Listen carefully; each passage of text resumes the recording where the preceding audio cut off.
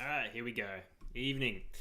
And welcome to Weekends Web App, the stream where we're coding a complete web app from start to finish, although finish is a relative term, all on this stream here. If you pull down the repo and you want to check into which day this is day 8, so you'll want to check out day 7 from the repo. And yeah, we're just going to get stuck into it. We'll go over quickly where we were from last time. So I'll just run up gulp. And we've got a few type issues, but that's all good.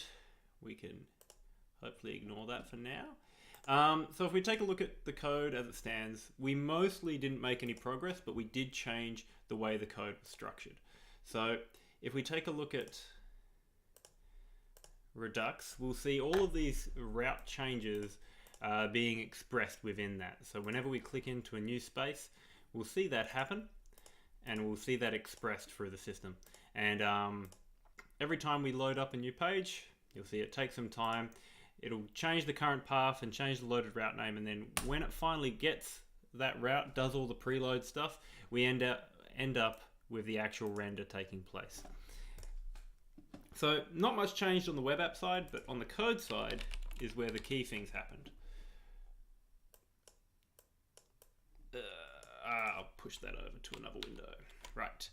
So we started off with a routing file, and then we started to try and tease out the things that are not actually to do with routing. So you would remember that we used to have all of the information that was coming from renderer. All of this logic was combined with all of this logic here, this inside this subscribe function. All of that logic was combined together into one big function.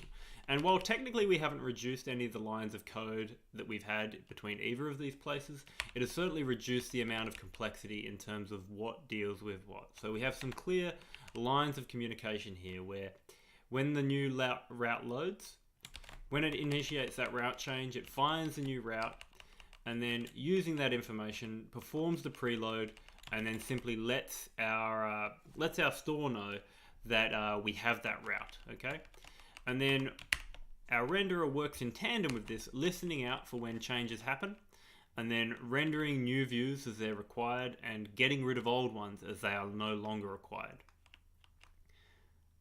And there's some inefficiencies here. For example, it renders any sort of like it renders the main view twice, which is obviously not ideal if we're eventually hitting something performance sensitive. But for the moment, I'm sort of happy with these trade-offs because I don't want to deal too much with them. We will deal with that in due course once we get a bit further on to actually rendering these views with our final rendering solution. But for now, we're just happy to get some information on the page with a counter that actually keeps up with the React state, which you can see there. And, sorry, I misspoke. Not the React state, but the Redux state. What we're going to do today is we're going to look a bit more into that Redux state and also talk about what we have in terms of a type system. So when we started off, we started using TypeScript, and the reason why TypeScript is nice to use is because it lets us know when we make mistakes. For example, if we try to use some random function that doesn't exist there, it will let us know, and that's, I mean, very simple, but that's part of the solution. The other part of the solution is whenever we call a function, if we give it the wrong things, like for example, create state store, if we were to call that with some sort of string, it would then say, hey, that's not cool. It's not. I mean, when you're reading type system languages, sometimes it can feel a little incoherent. But you can see the error here. Argument of type of this string is not assignable to the parameter of type state bundle. So in other words, this variable does not fit in the gap of what's meant to go in this function, and that can be very useful. But unfortunately, the things that come out of this function are not nearly as well defined. So if we were to look at these store objects, now we do get the types of dispatch, but the result of get state is something else entirely, okay? So this constant, if we were to say that the state here from store get state, this state here is equivalent to any. And that is potentially a problem because it means that all of our things that make use of it. So here, this app state being any, that's a problem because it means that if we say app state something that doesn't exist, if we try to get that variable, it doesn't know. It assumes that because it's any type, it could exist. And that is a problem because the reason why we would want to use TypeScript in the end of the day is because it allows us to add the guardrails to protect us from our mistakes. And if we're not using TypeScript correctly, it's kind of hard to do that. Now, that said though, using a type system can be difficult. It just because of the nature of it, if you don't understand how it works, or if you don't understand how the pieces come together, or even if it's just hard to work with, sometimes it can spend more time getting in your way than helping you. And what we want to try and do is find that happy balance. Occasionally we will need to use the type of any just to let us do whatever we want. Like, we don't care. Just give us the data so we can do what we want to do, right? But a lot of the time we want it to protect us from our mistakes, and that's what we're going to try and address in this segment today. So I'm just going to undo all the various changes I've made, kick them all out, and now we're going to create a new file called app data or app state. Let's use app state. Yeah, that'll do. Okay, and what we're going to do is we're going to create two interfaces for this app state. So we're going to call it Weekends Web App for now. That's a working title. And eventually we will name it by its proper thing. But for the moment, I want to keep the actual app that's going to result out of this a little bit of a secret. So we'll call it Weekends Web App State for now. And then we'll also have Weekends Web App Actions. And what these are going to do is help us define our app state and our actions so that when we pass them around, the things that depend on them know exactly what to think about them. So let's start to break some things, and then we'll sort of demonstrate how we can then build out this concept. So we've got a Weekends Web App State and we've got a Weekends Web App Actions. And we're going to be importing them from App State. So these are going to serve as our central definition for the bundle of actions that we send to everywhere so that they can depend on this stuff, and the actual state that gets passed down the line. Eventually our code will only care about certain segments of this app state, but anything that sort of enters at the root will receive these full state bundles so that they can do what they need to with them. And let me just remove some line breaks there. Okay, so what we can do is we can dive down into some of these places here. So if you see over here this app state, so the idea would be to change it out with that app state there. And I'm just going to make this so that it takes up, so that it doesn't have such a long line. And you can already see a type error here because counter does not exist on Weekends Web App State. We will address this in good time. But for the moment, we're just going to make sure that things are depending on the state and then address the fact that the state is not being used properly. Right. So we'll expand out this signature as well. And we will expand out this signature as We'll expand out this signature as well. So all of these ones are complaining about this counter that it doesn't know exists. And that's all good. We will address that.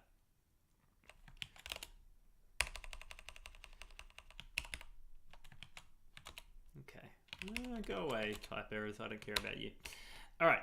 So now that we've done that, I mean, obviously we need to put something in these state objects, and this is where that whole concept of a state bundle having a state file will actually start to help us.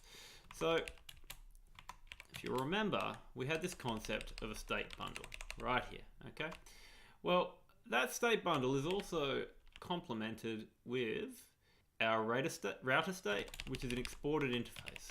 So what we could say is that if we were to import from platform / routing / state.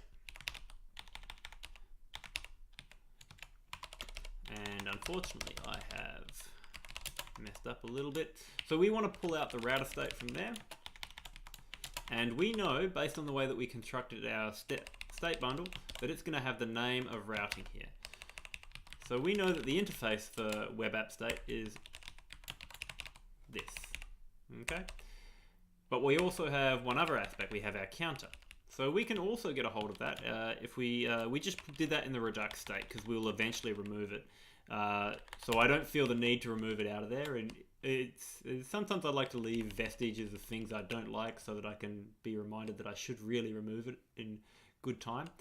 So what we'll do for now is we'll just export our interface for the count. So our interface for the count is that interface is simply the name of count, and that type of that is a number. And here where we had a state of any, we're going to replace that with count state as well. And there we've got ourselves a type, okay, that sorts ourselves out. Now we can bring that into here. So if we jump into platform state this time, and just index so we can get it from the folder. And now we can pull in count state. And I believe, yeah, the name is counter. So now we have our actions. But we also need, sorry, we have our state, but now we need our actions. And if we look here, we can see that all got bundled in here. Unfortunately, it sort of gets erased here. So what I sort of do just to get around that is I export an object that is just the actions bundle, and that helps us clean up. We're going to change this state bundle to count state, and I'm also going to export, I'm going to export a const that is count actions, and we're going to use that to collect the increment count and the decrement count. And you'll see why I'm doing this real soon. But for the moment, just assume we're doing this to make our types better. And by making our type better, we're going to end up in a position where no matter where we are in the code base, we will hopefully be able to see exactly what methods are on this system. So like our tools will be able to help us make right code the first time. So we've got these count actions, and that's all good. Now if we pull in the count actions, we can now add this to our actions bundle by going counter, and then, what's the word here? Yeah, we can put counter, and then, what am I trying to say here? Yes. And then we get the type of count actions.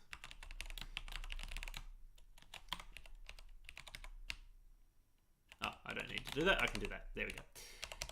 And that will actually give us the type signature of exactly that count action. So if we were to work with that, we would actually see those function definitions on there. But we'll get to a point where we're able to see that properly real soon.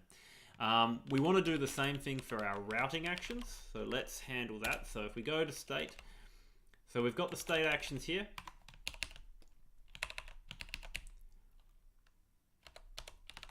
So we could do state actions. You'll notice that like if all of them have state actions, it'll probably end up with a lot of duplication.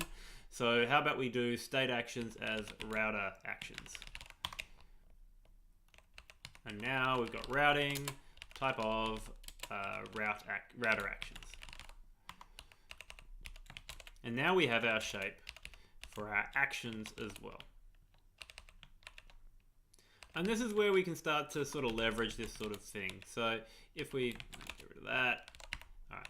So if we jump back to app.ts, we've got our weekends web app state and weekends web app actions. If we jump on down here, where we're starting to interact with the actions bundle and the counter, at the moment we don't have a state for these sorts of things. They come out as sort of an anything sort of deal. Like the store has the type of state, which is useful. The store has the type of a standard Redux store, but the actions bundle is essentially an any type, okay? It has no idea what it is, or rather it doesn't know what the properties are on it, because what gets returned, if we were to go to state index,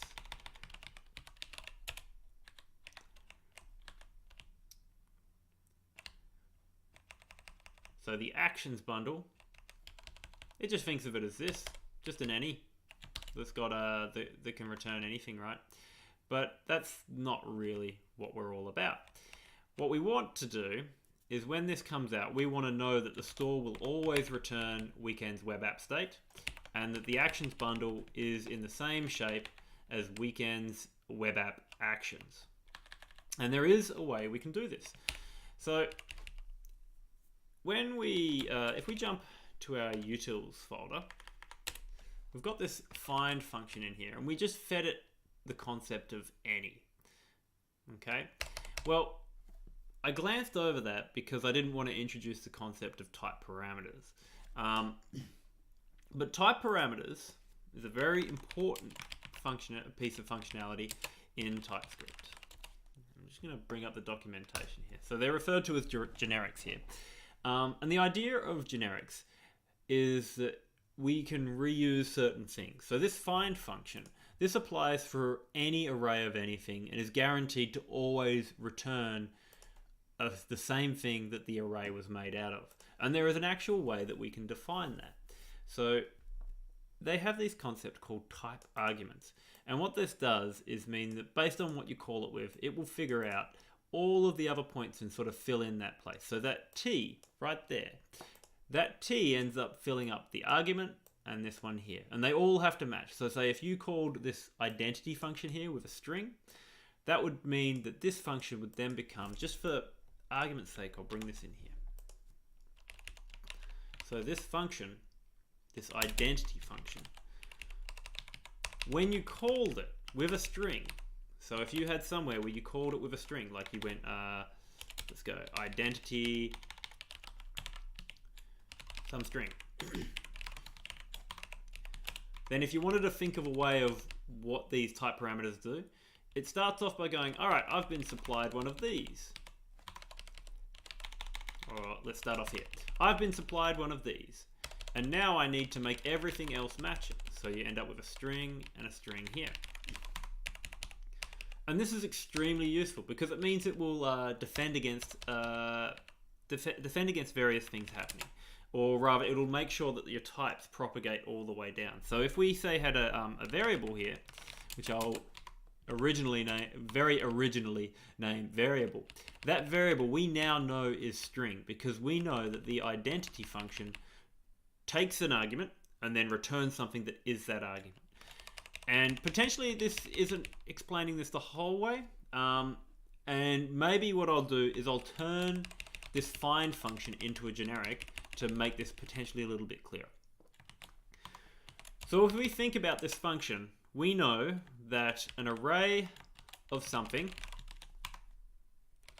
you know, and these could be any type, but they should all probably be homogeneous, as in they'll all be the same thing.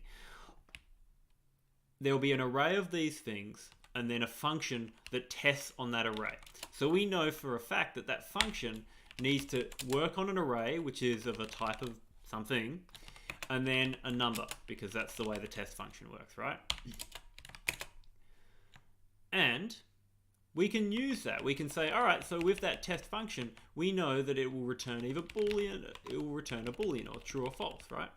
And then finally, after all of that, it will return something or null. Or null. Okay? So that's sort of our type signature, like I just roughed it out there. Well, now we can actually sort of define that in the actual type signature itself. So we can go, all right, well, what if our something is T, right? And then we can look at all the places where we think T would apply, right? So we would give it an array of T. The test function would have to work on T. And then finally, at the end, it would return a T.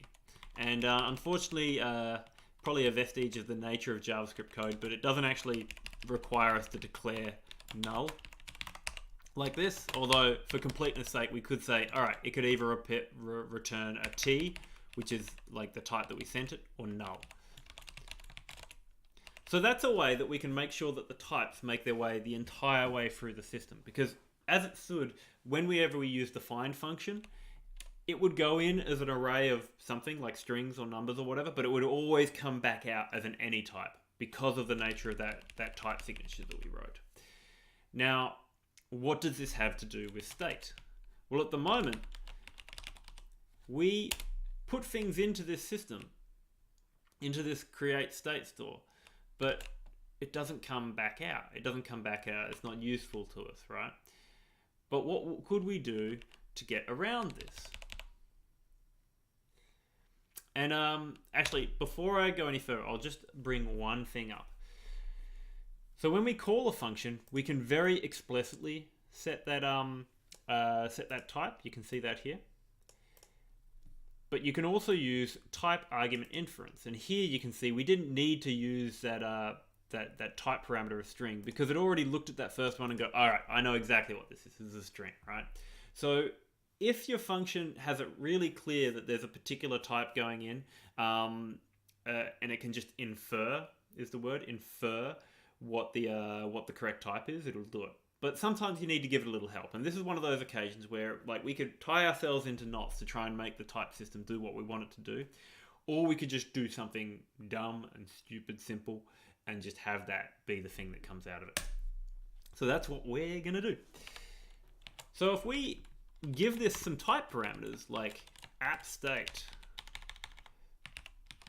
and app actions, then we could potentially get all that we want out of it. This create store function, let's so I'm potentially leaping a little bit ahead, but just to be clear, if I jump into our node modules folder, look at all those dependencies we've got. Even when we don't want that many dependencies, we've got lots of dependencies.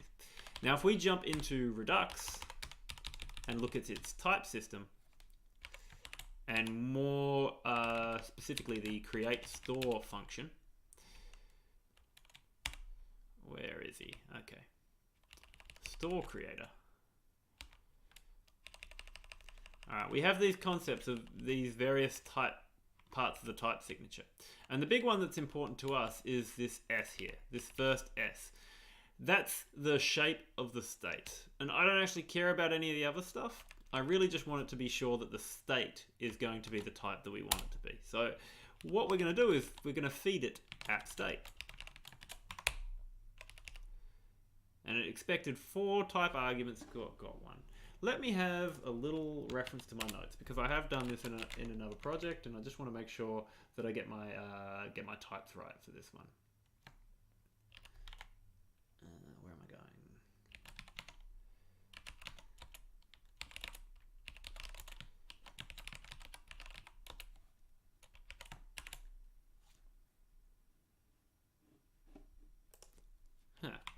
Okay, so instead of doing that, I'm going to bind this to the type of store, and it's a store that returns app state. And I haven't actually pulled the store out yet, the store type, so I just need to get that out of Redux.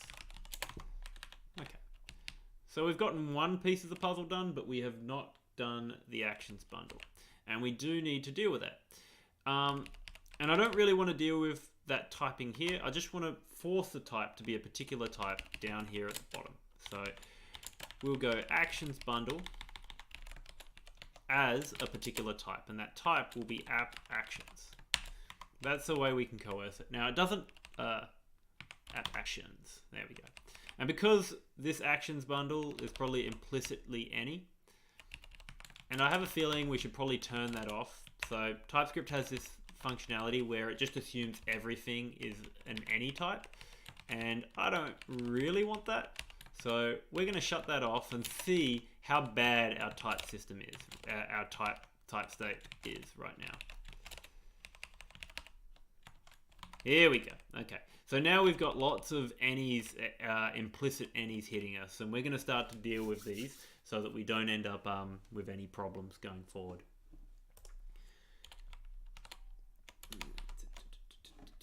Okay, so with that no implicit any, now that we've got a bunch of different places. Now that doesn't mean that, you know, we can't use the any type. It just means that we have to be really clear about it. And I honestly prefer that because it means it's going to keep us safe in various ways. It means that we choose what holes we want to drill into the type system rather than just accepting them as they are. Okay. So we'll drill a few holes into the type system. We'll have a look at app.ts. And we've got a few places that are complaining now because of the no implicit any. And let's just solve them. So here we've got this active containers concept for the router state.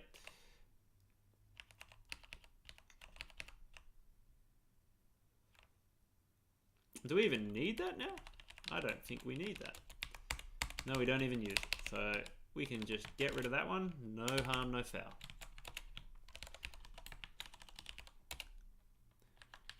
And now if we have a look down here, unfortunately, we're still having these types of this counter. And the reason for that is because we're not actually passing anything to create state store. It has no way for it to infer the type. But if we feed it the types, it's going to start to have a little bit of logic to it. So we're going to feed it the type of weekends web actions and weekends web state. And now, suddenly, we have ourselves a bit more to work with. And you can see here, we're starting to see our type system come to life a bit more. Here it says that number is not assignable to string. Now technically this will work because JavaScript will just coerce it. But say we wanted to be a bit more precise about things, then if we did it to string here, suddenly it's happy, right? And what we can start to see is that our types are now aware of things on this end. This app state here, it's just aware of it. It can do what it needs to do. And what we can also do here in the renderer and the router is we can probably just allow them to infer types too. So you can see here where we've got this actions bundle any and this store any. Well, if we just provide it with an S and an A,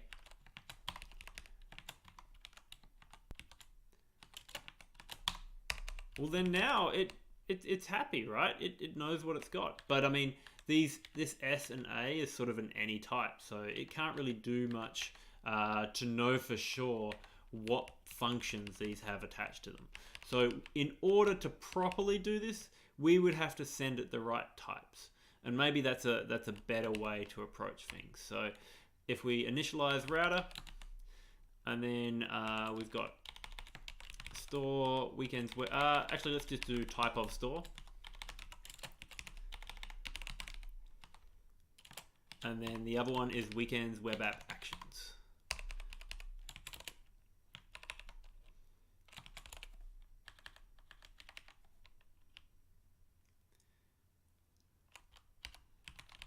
And this is where it sort of gets a bit hairy, right? Because this needs to know about a bunch of things that it can't possibly know about within the context of these type signatures. We would have to very specifically tell it, hey, you've actually got all of these things available to you. But this conforms to some sort of interface that has routing attached to it.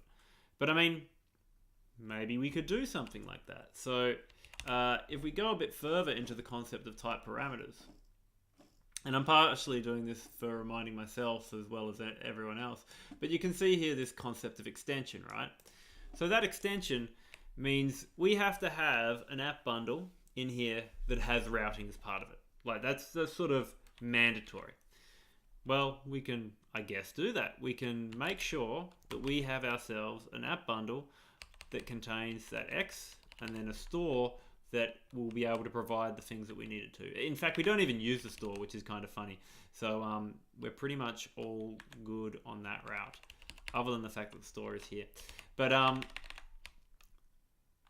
so if we were to say pull in the store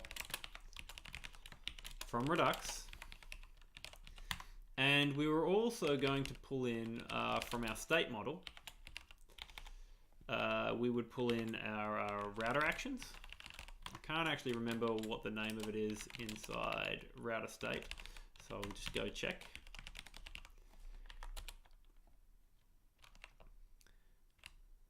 So yeah, state actions it's in is. So let's do that.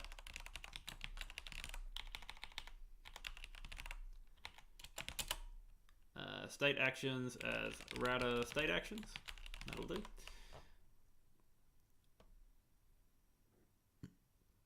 So what we can now do is maybe put some expectations in here.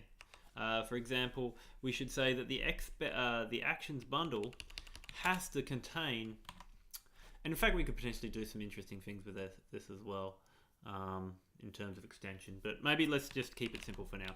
So export, actually we won't export it, but rather make it an interface. So expected actions bundle. So the expected actions bundle would have routing as its name, and then type of state actions or router actions. Router state actions, yep, that's what I put up there. So if we have that expected interface, and we expect that A will extend that,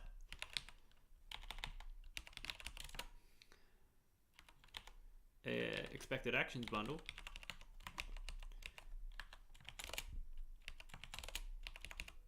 it's complaining about something that I've missed. Hang on.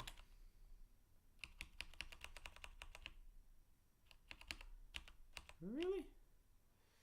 Let me see. What have I done wrong with the code here? It's crashing on something. I'm just not entirely sure what.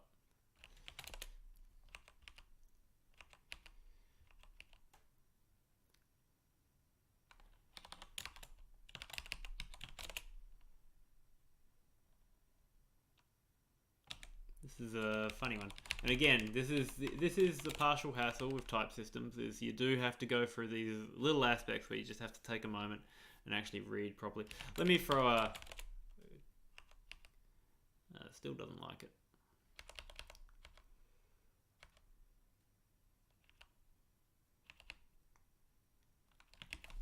What have I told it that's wrong?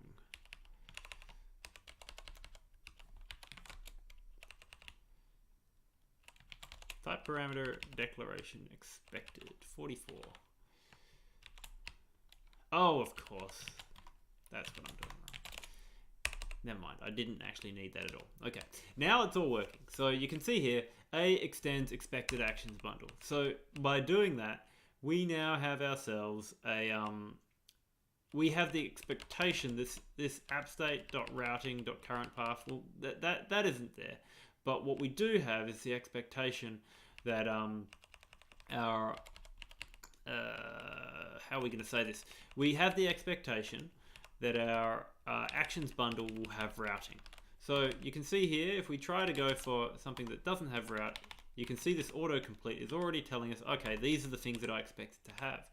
And we can take that a bit further, so we can fix up our store here to make sure that it has the information of the app state so that it has routing in it.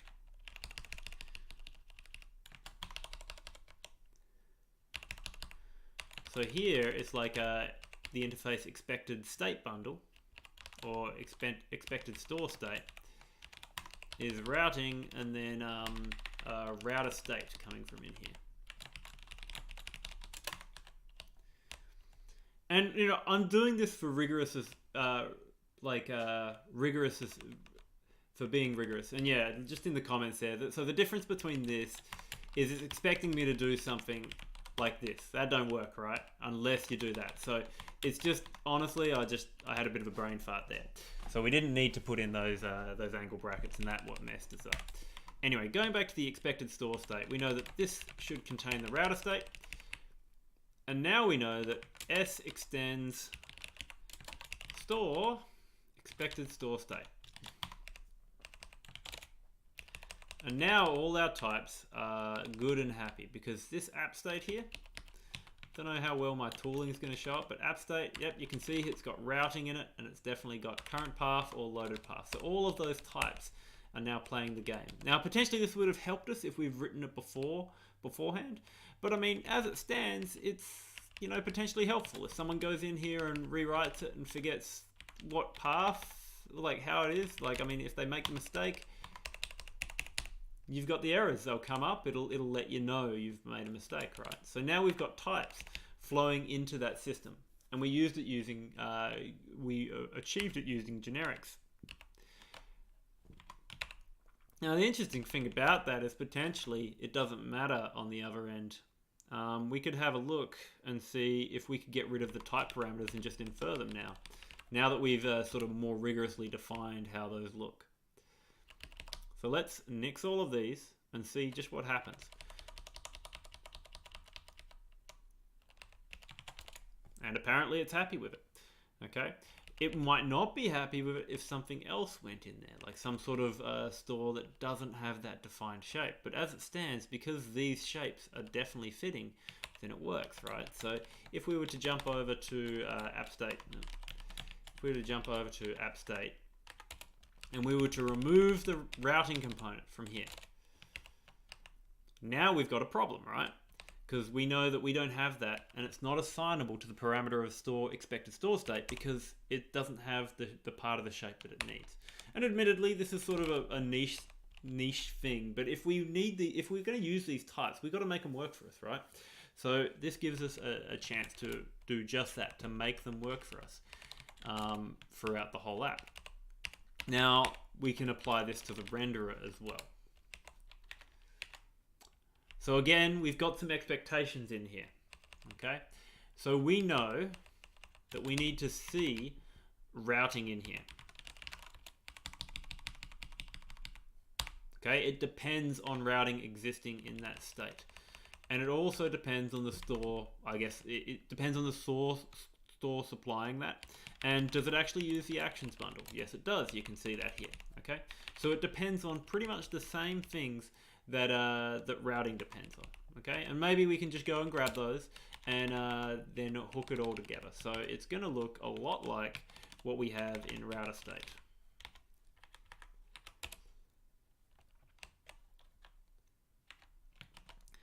And this is where I think maybe if we're going to do like have this standard shape, right?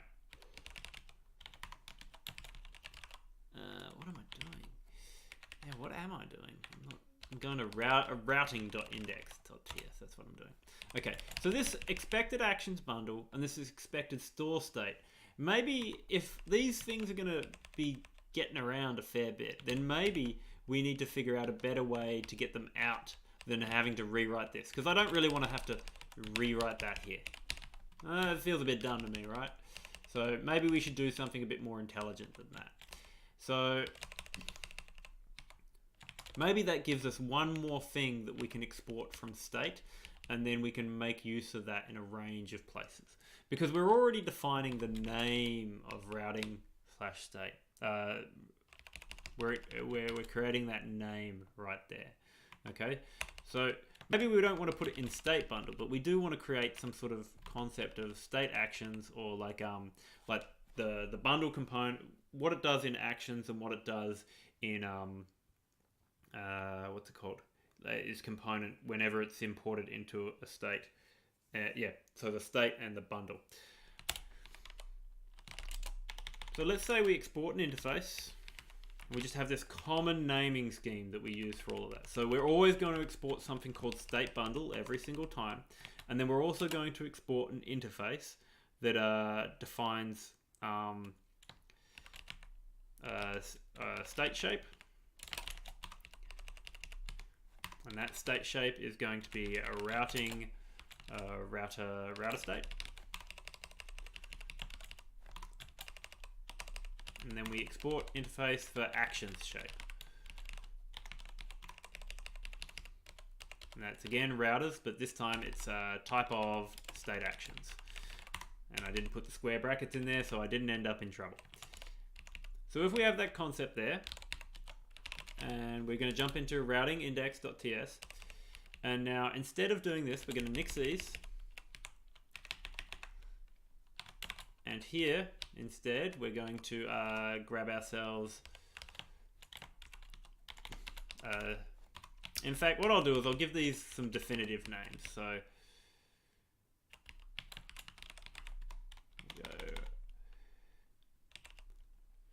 should really use routing rather than router.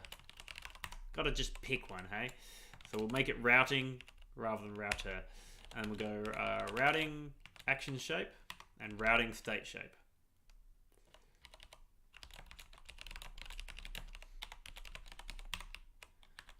And you might not see what exactly this is buying us, but just let me work through it just a little bit more. So now we're going to go routing state shape in here, and expected actions bundle, and go routing action shape here. So that gives us that there, but it also means that we can pull it into other places. Like if we wanted to grab this through here, we can go pretty much exactly the same code. So let me just copy and paste it. We're pulling it from routing/state. And now we can do exactly the same concept here. So we can have, I might just break the lines on these so that's not quite so unsightly. And break the lines on here and bring it in. So now I've got this concept of store, because I know it needs a store when it starts up, so I don't feel too bad about bringing that type in. And now this is S, this is A. We can save it, and it seems to be working, and it's not complaining. And now if I look at app routing there, you can see it's got its same concept. If I break it, it will let me know. And that gives me a bit more type safety, and it does mean that these shapes are sort of usable. And we can even go one further than this. So if we look at app state, at the moment, we have to duplicate this routing identity in multiple different places. I'm cool with this little level of duplication because it's all in the same place. But how about we deal with that? So we could deal with that by, instead of using these, or let's say we'll pull this out, and instead we'll go router state shape, or routing state shape. Got to get out of that habit. Oopsie daisy. And we have routing action shape.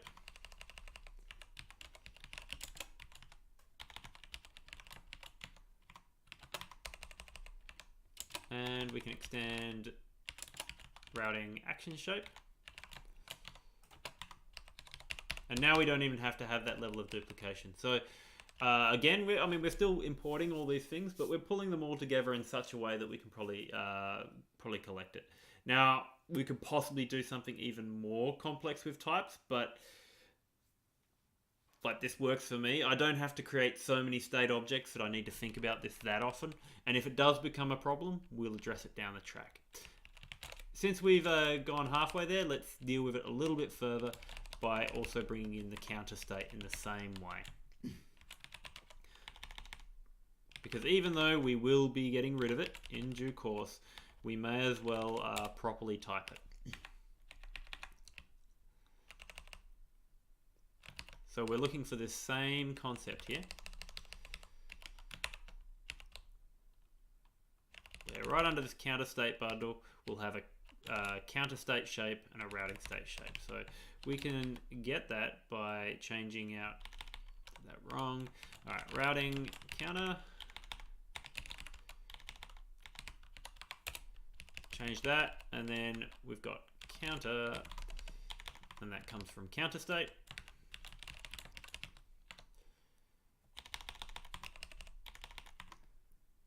Oh, count state.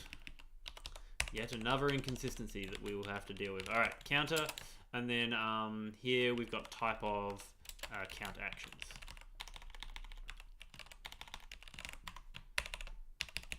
And I'm pretty sure it'll let me do extension, multiple extend. Otherwise, I would be very sad because I wouldn't be able to actually do the thing that I want to do here. We'll get counter state shape, counter state actions, action shape, my bad.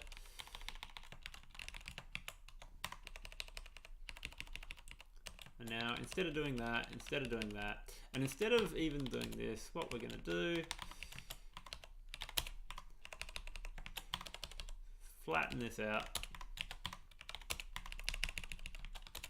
and we'll add ourselves counter state shape, counter action shape, save that there. Did it not like that? What didn't you like?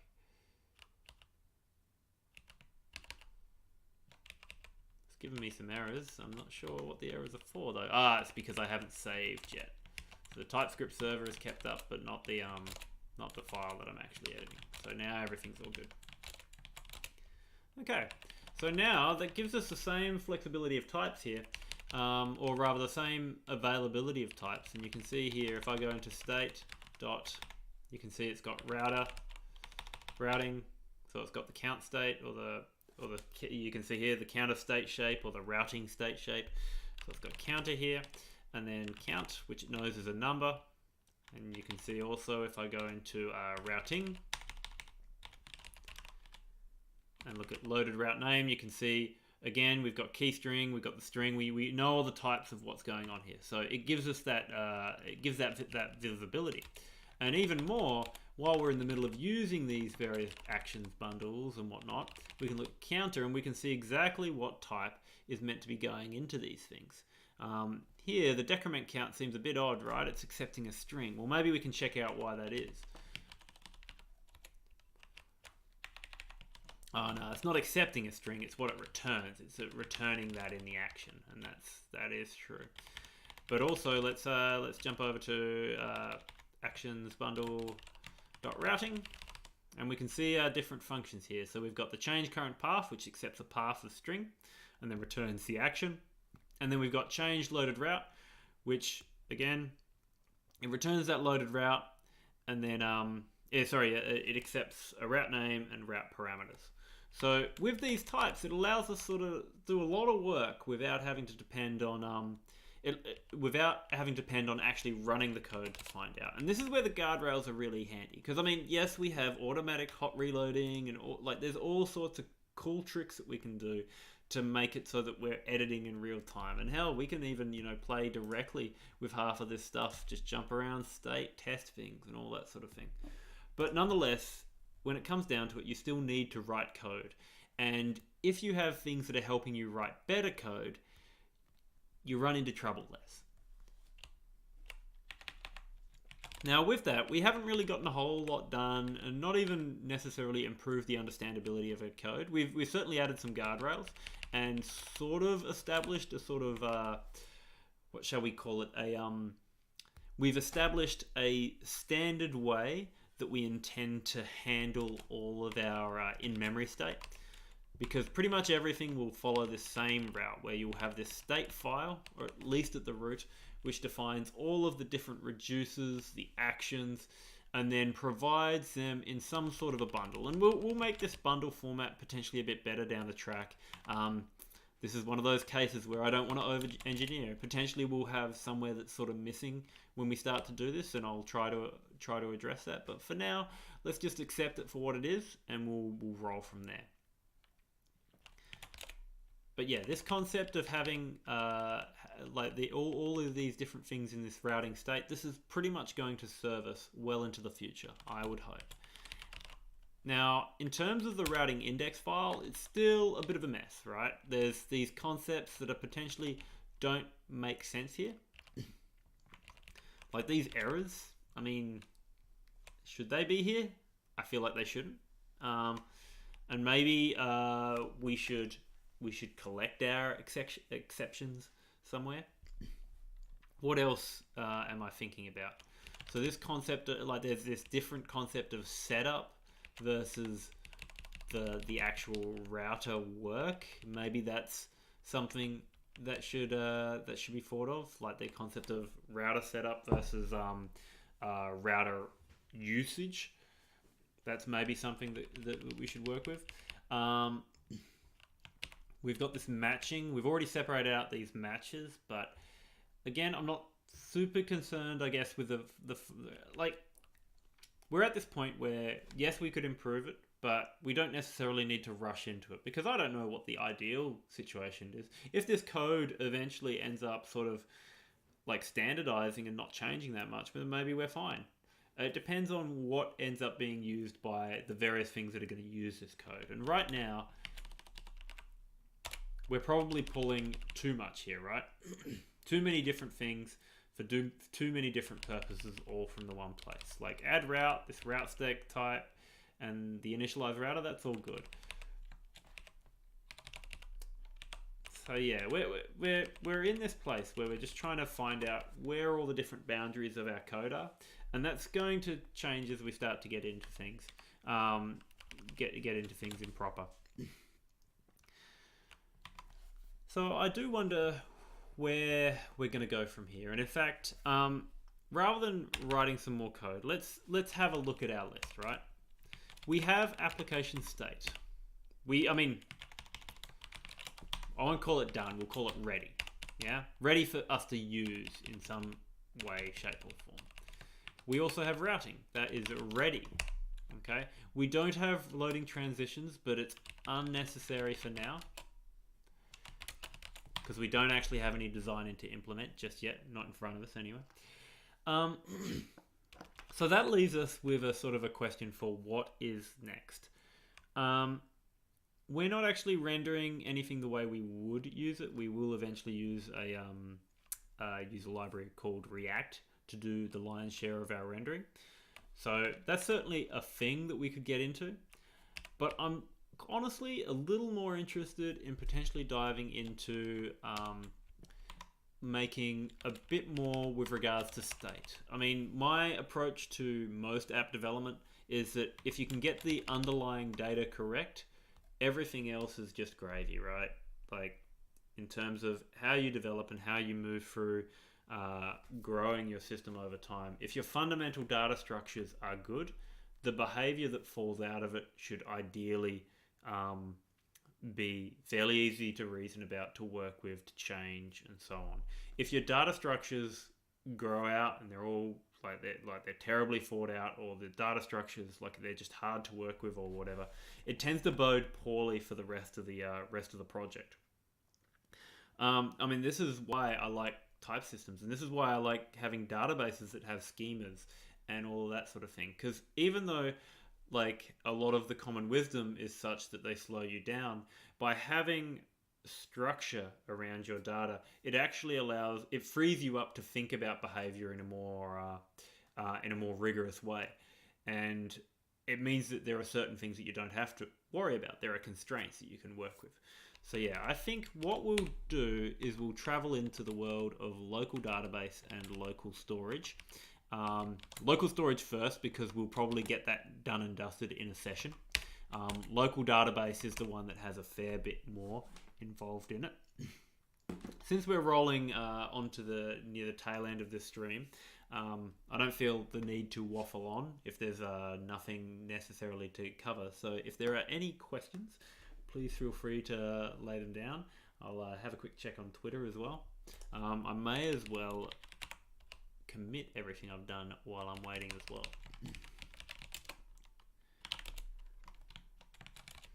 What have I done here? Ah, that's right. All of those.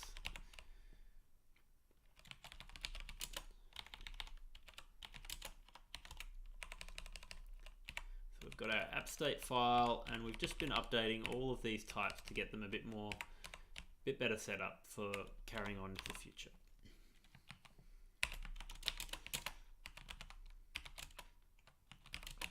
So the main thing we did today, we reworked our types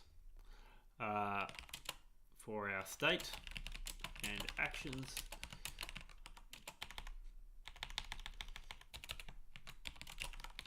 All any types are now explicit, or otherwise replaced with rigorous with effective typing to prevent any errors.